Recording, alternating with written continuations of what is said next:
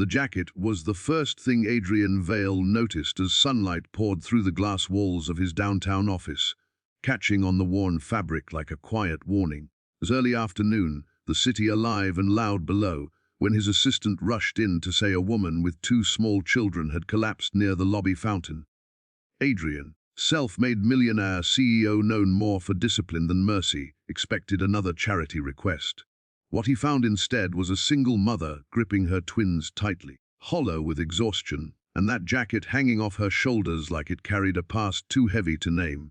If you believe in kindness, second chances, and unseen courage, take a moment to like, comment, share, and subscribe to the channel Touch of Kindness. Your support keeps stories like this alive. The woman's name was Maren Holt, and her twins, 6-year-old boys with matching curls and sun-browned skin, clung to her sides as if the world might steal them away. It was broad daylight, traffic humming outside. Maren looked like someone who had been running through storms for years without shelter. Adrian arranged temporary housing in the guest wing of his estate, convincing himself it was a short-term solution, a controlled act of generosity. He told his board it was a tax-deductible kindness. He told himself it meant nothing. Days passed under the bright, ordinary sky of routine. Maren cleaned when she could, cooked simple meals, and avoided questions with careful politeness. The twins, Rowan and Silas, explored the gardens during the day, laughing in the sun as if they were relearning what safety felt like.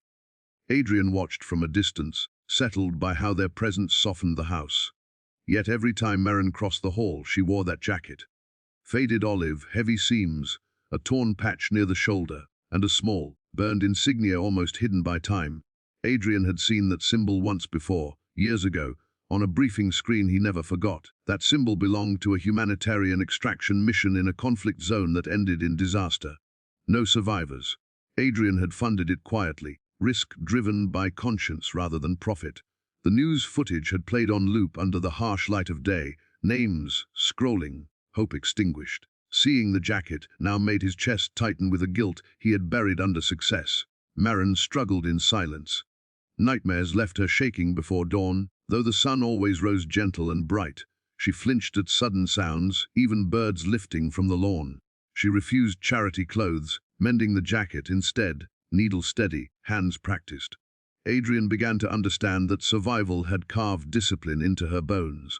She carried strength, but it was a strength built from loss. The truth surfaced one afternoon when sunlight flooded the library and the twins played on the floor. Adrian recognized the jacket's inner stitching, custom reinforced for desert evacuations. The realization struck him hard and immediate. Maren had been there. She had walked through the fire no one else escaped. The woman he thought he had rescued had, in fact, rescued herself long before crossing his path. Maren eventually revealed her past through records Adrian confirmed rather than spoken confession. She had been a volunteer medic, trapped when the mission collapsed, shielding civilians, carrying wounded through smoke and heat. She survived by chance, by will, refusing to let go of the children she later gave birth to after returning home alone. The jacket was not armor anymore. It was memory, promise, and proof that she had endured when she was never meant to. Adrian's world shifted in the clear light of understanding, realized his wealth had never tested him the way survival tested her. He offered Maren a permanent role managing his foundation's field operations, not as charity, but as respect. She accepted slowly, cautiously rebuilding trust step by step under open skies and honest terms. The twins enrolled in a nearby school, walking hand in hand beneath trees that shimmered in the afternoon sun. Just before the ending, special request. Please comment where you are watching from and what part of this story stayed with you the most.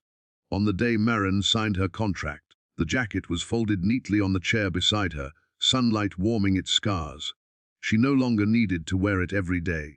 Adrian understood then that kindness was not about saving someone, but about recognizing the strength they carried into the light themselves.